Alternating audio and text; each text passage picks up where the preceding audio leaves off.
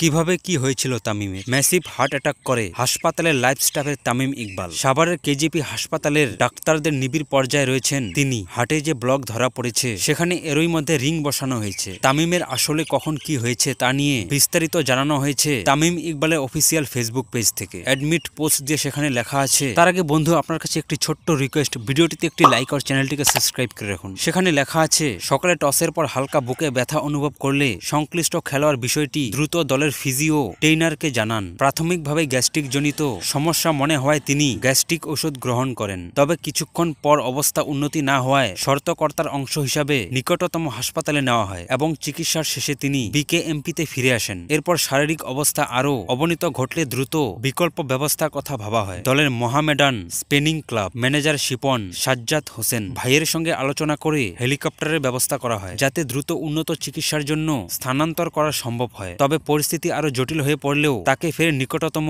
KPG হাসপাতাল ও nursing কলেজে নেওয়া হয়। সেখানে প্রয়োজনীয় পরীক্ষা নিরীক্ষার পর তার হার্টে ব্লক ধরা পড়ে। চিকিৎসকদের পরামর্শ অনুযায়ী দ্রুত এনজিওগ্রাম করা হয় এবং রিং পরানো হয়। বর্তমানে তিনি কার্ডিয়াক কেয়ার ইউনিটে বিশেষজ্ঞ চিকিৎসকদের নিবিড় পর্যবেক্ষণে রয়েছেন।